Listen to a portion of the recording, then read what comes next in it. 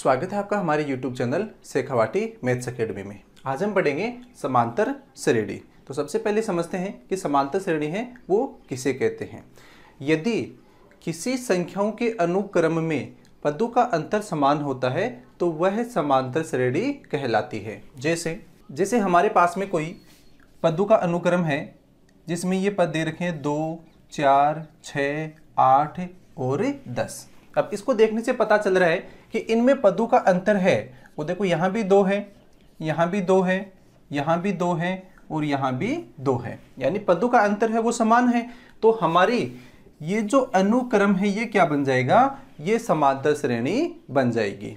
जैसे यदि हमारे पास में एक उदाहरण और लेते हैं, 5 है, 8 है, 11 है, 14 है और इसी तरीके से आगे चलता हुआ। तो इसमें भी देखना है हमें, तो इन दो पदों का अंतर है वो कितना, 3 है, इसका अंतर है वो भी कितना है, 3 है और इसका अंतर भी कितना है, 3 है, यानी पदों का अंतर है वो सभी पदों में समान आ रहा है।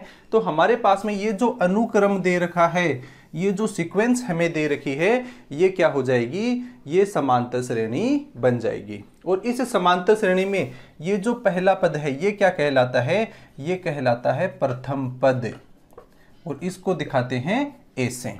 अब हमें इसमें एक चीज की और जरूरत पड़ेगी, सार्वय अंतर, यानी इन पदों का जो अंतर है ये क्या कहलाता है, सार्वय अंतर।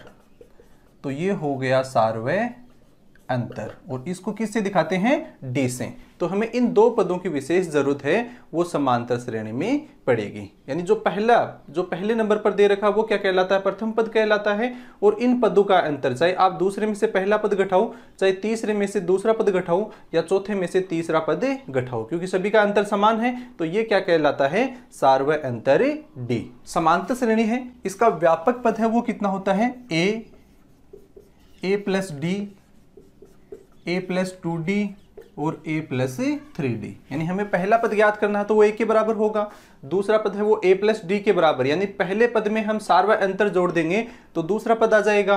तीसरे पद के लिए a प्लस 2d, चौथे पद के लिए a प्लस 3d और इसी तरीके से आगे है ये अनुक्रम है ये बढ़ता जाएगा। तो यदि हमें कोई समांतर श्रेणी ज्ञात करनी है तो हम पदों को इस तरीके से ज्ञात कर सकते हैं। समांतर श्रेणी में दो महत्वपूर्ण सूत्र हैं। पहला है nवां पद का, nवां पद an बराबर a plus n minus 1 into D. यानी यदि हमें nवां पद ज्ञात करना है तो इसका सूत्र होता है a plus n minus 1 into D. और दूसरा सूत्र होता है पदों के योग का, sn, और sn बराबर होता है n बटा 2a plus n minus 1 into D. यदि हमें पदों का योग ज्ञात करना है तो हम इस सूत्र का प्रयोग करेंगे। आज हम समांतर श्रेणी का nवां पद है उसके सवाल है वो सरल करेंगे। जो भी मोस्ट क्वेश्चन है उनको हम सरल करेंगे। तो चलिए शुरू करते हैं। पहला क्वेश्चन है हमारे पास में, 2, 7, 12 का 10वां पद ज्ञात कीजिए। यानी हमें ये समांतर श्रेणी दे रखी है 2, 7, 12 और इसका हमें कौन सा पद ज्ञात करना है, इसका हमें 10वां पद ज्ञात करना है, यानी an है वो सूत्र लगाना है हमें। तो सबसे पहले हम ये देखते हैं कि हमें क्वेश्चन में दिया हुआ क्या है। तो सबसे पहले दिया है, अब देखो सबसे पहले हमें क्या दिया, ये पहला पद दिया हुआ है, यानी a बराबर 2 दिया हुआ है। तो a बराबर कितना हो जाएगा, 2 हो जाएगा। अब हमें सार्वय अंतर निकालना है, सार्वय अंतर d बराबर, अब आप चाहे 7 में से 2 घटाओ, चाहे 12 है इसमें से 7 घटाओ, बराबर ही आएगा। तो 7 माइनस 2 और 7 में से 2 घटा दिया तो सार्वय अंतर है वो कितना आ गया, 5। n है इसका मान है वो कितना दे रखा है, 10। तो n बराबर दिया हुआ है हमें 10 और हमें ज्ञात क्या करना है, an, यानी nवां पद हमें ज्ञात करना है। अब हम जानते हैं an बराबर कितना होता है, a plus n minus 1 into D. अब हमें ये जो मान दे रखे हैं ये इस सूत्र में रखने हैं। तो सूत्र में रखने पर a का मान है वो कितना है, 2 प्लस n का मान है वो कितना है, 10। तो ये हो जाएगा 10 माइनस 1 और गुणा d है इसका मान कितना दे रखा है, 5। तो ये हो जाएगा 5, 2 प्लस, अब 10 है, 10 में से 1 घटाए तो कितना हो गया, 9 और गुणा 5। 2 है ये तो अपनी जगह पे और 9 को 5 से गुणा किया तो 45। अब 45 और 2 है ये कितना हो गया, 47। तो हमारा जो 10वां पद है यहाँ से, जो 10वां पद है वो कितना आ गया, 47 आ गया। तो इस तरीके से हम समांतर श्रेणी है उसका nवां पद है वो ज्ञात कर सकते हैं। दूसरा क्वेश्चन है हमारे पास में कि किसी समांतर श्रेणी का छठा पद 19 है, वह 17वां पद है वो 41 है, तो 40वां पद ज्ञात कीजिए। हमें 40वां पद है वो ज्ञात करना है। तो सबसे पहले हम देखते हैं कि हमें दिया हुआ क्या है। तो दिया है हमें छठा पद 19 दिया है, यानी A6 बराबर कितना दिया हुआ है, 19 हमें दिया हुआ है। अब ये A6 है, इसको हम कितना लिख सकते हैं, हम इसको लिख सकते हैं A + 5D। क्यों लिख सकते हैं, क्योंकि AN बराबर है वो कितना होता है, A + n - 1 × D। यदि n का मान 6 है तो n की जगह 6 रखेंगे तो यहाँ 6 आ जाएगा, और 6 में से 1 कम करेंगे तो कितना हो जाएगा, 5। तो इस तरीके से ये हो गया A + 5D। तो हमने A6 है इसकी जगह लिख दिया A + 5D, और इसका मान है वो कितना दिया हुआ है, 19। इसको दे देते हैं समीकरण नंबर 1। अब हमारे पास में दूसरी शर्त दी हुई है कि 17वां पद है वो कितना है, 41। तो दूसरा हमें दिया हुआ है A17 बराबर 41। अब इस A17 है इसको हम कितना लिख सकते हैं, इसको लिख लिया हमने A + 16D और बराबर 41। तो ये हो गया समीकरण नंबर हमारे पास में 2। अब इस 1 और 2 को सरल करते हैं, यानी 2 है इसमें से 1 घटाएंगे तो हमारे पास में D का मान आ जाएगा, और वो समीकरण 1 में रखेंगे तो A का मान आ जाएगा। तो हम A और D का मान है वो ज्ञात करते हैं। तो समीकरण 2 है इसमें से 1 को घटाएंगे तो समीकरण 2 - समीकरण 1, 2 है इसको ऊपर लिख लिया तो A + 16D बराबर 41, और समीकरण नंबर 1 है A + 5D और बराबर 19। अब इसमें से घटाना है तो नीचे वालों के चिन्ह बदल देंगे, ये माइनस का हो जाएगा, ये माइनस का हो जाएगा, और ये माइनस का हो जाएगा। ये A+ का है और A- का है, ये तो हो गया कैंसिल। ये 16 प्लस का है, ये 5 माइनस का है, क्योंकि हमें नीचे वाला चिन्ह है ये देखना है। तो 16 में से 5 घटाए तो कितना हो गया, 11D, और 41 है इसमें से 19 घटाए तो कितना हो गया, 22। तो D बराबर हमारा कितना हो जाएगा, इस 22 में 11 का भाग लगाएंगे तो कितना हो जाएगा, 2। तो D का मान तो आ गया 2। अब ये D का मान है इस समीकरण 1 में रखेंगे तो A का मान आ जाएगा। तो समीकरण 1 से A + 5 गुणा D है, और D का मान हमने कितना निकाला है, 2। तो 2 और बराबर 19। अब 5 को 2 से गुणा करेंगे 10 से, और 10 का पक्षांतन करेंगे इधर जाके तो किसका हो गया, माइनस का, और 19 में से 10 घटाया तो कितना हो गया, 9। तो A बराबर कितना हो गया, 9। अब हमारे पास में A का मान आ गया है और D का मान आ गया है। हमें ज्ञात क्या करना है, हमें 40वां पद, यानी n बराबर कितना दिया हुआ है, n बराबर हमें 40 दिया हुआ है, और हमें AN ज्ञात करना है। तो AN बराबर, AN का सूत्र क्या होता है हमारे पास में, A + n - 1 × D। अब A का मान कितना है हमारे पास में, 9, तो A की जगह रख दिया 9, n की जगह कितना है, 40, और -1, और गुणा D का मान है वो कितना है, 2। तो ये हो गया 2। तो 9 + 40 है इसमें से 1 घटाए तो 39, और 39 को 2 से गुणा करेंगे तो कितना आ जाएगा, 78, और 78 और 9 है वो कितना हो गया, 87। तो हमारा 40वां पद है वो कितना हो जाएगा, 87, और यही हमारा उत्तर है वो हो जाएगा। तीसरा क्वेश्चन है हमारा कि 3 अंकों वाली कितनी संख्याएं 7 से विभाजित हैं, जो कि वेरी मोस्ट इंपॉर्टेंट क्वेश्चन है और काफी बार बोर्ड एग्जाम में पूछा गया है। तो बड़े ही ध्यान से इसको हमें समझना है। अब सबसे पहले हमें यह देखना है कि 3 अंकों वाली संख्याएं हैं वो कौन कौन सी हैं। तो 3 अंकों वाली संख्याएं हैं वो कहां से शुरू होती हैं, 3 अंकों वाली संख्याएं शुरू होती हैं 100 से, 100, 101, और लास्ट की संख्या है 999। अब हमें यह देखना है कि 3 अंकों की इन संख्याओं में सबसे छोटी संख्या जिसमें 7 का भाग जाता है वो कौन सी है।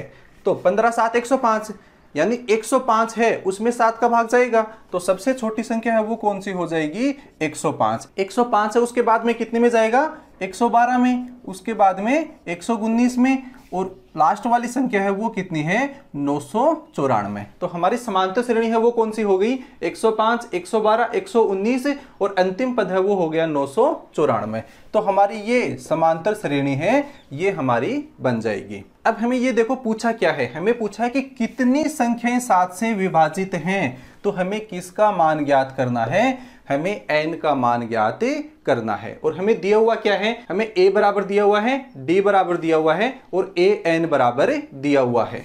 तो a बराबर है वो कितना है हमारे पास में 105, तो a बराबर 105। d बराबर है वो कितना है, पदों का अंतर यानी 112, इसमें से 5 घटाएंगे तो कितना हो जाएगा 7 हो जाएगा। तो ये d बराबर हो गया 7 और a n बराबर है ये कितना दिया हुआ है, ये दिया हुआ है 994।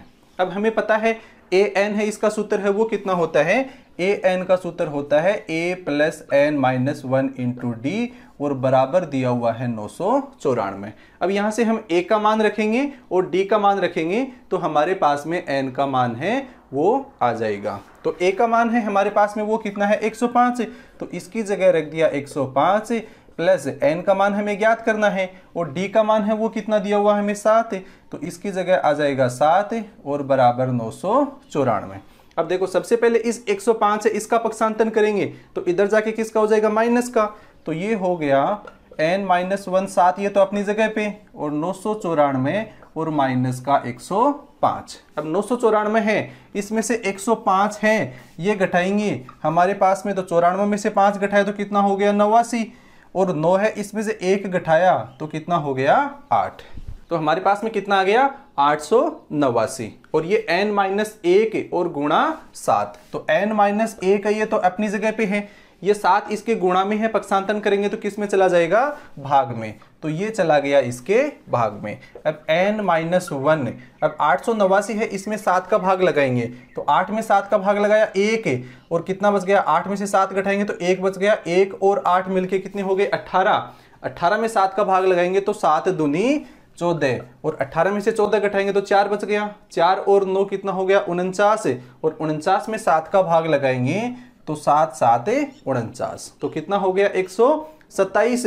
अब ये n माइनस 1, ये माइनस 1 इधर है, इसका पक्षांतन करेंगे तो इधर जाके किसका हो जाएगा प्लस का, और ये 127 में जुड़ जाएगा तो कितना हो गया 128, यानी हमारे पदों की संख्या है वो कितनी आ गई है 128 और यही हमें ज्ञात करनी है। चौथा क्वेश्चन है हमारे पास में कि 4 संख्याएं समांतर श्रेणी में हैं, यदि संख्याओं का योग 50 है तथा सबसे बड़ी संख्या है वो सबसे छोटी संख्या की 4 गुनी है, तो हमें संख्याएं ज्ञात करनी है। तो हमें यहां से 4 संख्याएं हमें ज्ञात करनी है। तो यदि हमें 4 संख्याएं ज्ञात करनी है तो हम मान लेते हैं कि माना इसकी 4 संख्याएं हैं वो कौन कौन सी होती हैं। तो इसमें एक नियम होता है, तो 4 संख्याएं कौन कौन सी मानेंगे, पहली संख्या होती है a माइनस 3d, दूसरी संख्या होती है a माइनस d, तीसरी संख्या होती है a प्लस डी और चौथी संख्या होती है a प्लस 3d। यदि हमें 4 संख्याएं माननी है तो हम इस तरीके से संख्याओं को मानते हैं। अब हमें पहली शर्त दे रखी है कि 4 संख्याओं का योग है वो कितना है 50। तो प्रथम शर्त से, और प्रथम शर्त क्या है कि 4 संख्याओं का योग है वो कितना है 50, तो इन चारों संख्याओं का योग है वो कितने के बराबर है 50 के बराबर। तो a minus 3d plus a minus D और प्लस a प्लस डी और प्लस a प्लस 3d और बराबर कितना दिया हुआ है 50। अब देखो ये 3d है ये किसका है माइनस का और ये 3d किसका है प्लस का, तो कैंसिल हो जाएगा, ये d माइनस का है और ये d प्लस का है तो ये भी कैंसिल हो जाएगा। अब जो बाकी पद हैं उनको देख लेते हैं, तो a और a यानी a 4 जगह है तो जुड़ के कितना हो जाएगा 4a और 4a बराबर कितना है 50, तो a बराबर कितना हो जाएगा 50/4 और 50 है इसमें 4 का भाग लगाएंगे तो हमारे पास में आ जाएगा 12.5। तो a का मान तो आ गया। अब हमें d का मान और ज्ञात करना है। अब हमें एक शर्त और दे रखी है, दूसरी शर्त है कि सबसे बड़ी संख्या है वो सबसे छोटी संख्या की 4 गुनी है। तो सबसे बड़ी संख्या है वो कौन सी है, इसमें a प्लस 3d है और सबसे छोटी संख्या है वो कौन सी है a माइनस 3d है। तो दूसरी शर्त से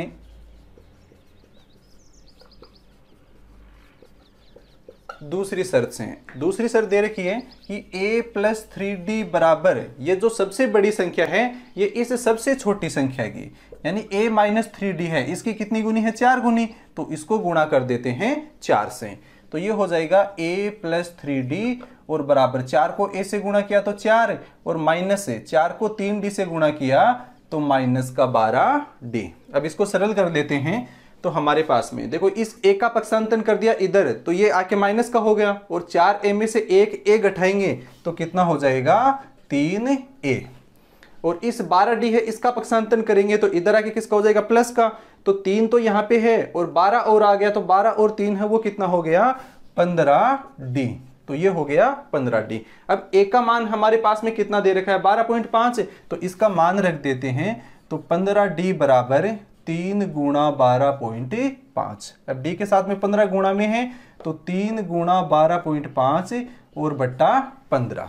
अब इसको सरल कर लेते हैं तो 3 का भाग 15 में लगाया तो 5 बार है, अब 12.5 बट्टा 5 हो गया और इसमें भाग लगाएंगे 12.5 है इसमें 5 का भाग लगाएंगे तो हमारे पास में आ जाएगा 2.5, तो ये d का मान आ गया। अब हम इस a का मान और d का मान इन सभी संख्याओं में रख देंगे तो हमारे पास में चारों संख्याएं आ जाएंगी। अतः पहली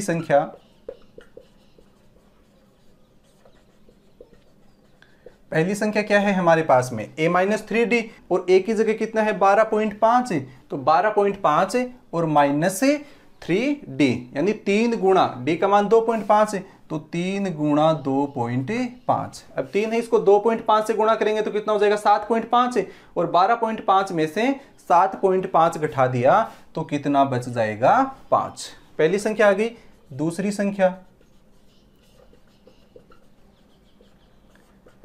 संख्या हमारी क्या है a माइनस डी, a का मान है 12.5 और d का मान है 2.5, तो 12.5 में से 2.5 घटा दिया तो कितना बच गया 10, तो दूसरी संख्या हमारी कितनी आ गई 10।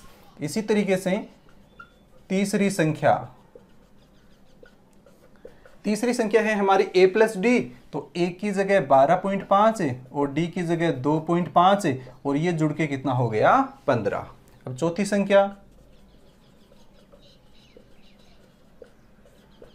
चौथी संख्या है हमारे पास में a प्लस 3d, तो a की जगह 12.5 और प्लस 3 गुणा 2.5। 3 को 2.5 से गुणा करेंगे तो 7.5 और 7.5 है वो जोड़ेंगे 12.5 में तो ये हो गया 20। तो इस तरीके से हमारे पास में चारों संख्याएं हैं वो आ गई और यही हमारा उत्तर है वो हो जाएगा। यदि आपको हमारा ये वीडियो पसंद आया है तो इसको लाइक करें, शेयर करें और हमारे YouTube channel Shekhawati maths academy को सब्सक्राइब करना बिल्कुल नहीं भूलें।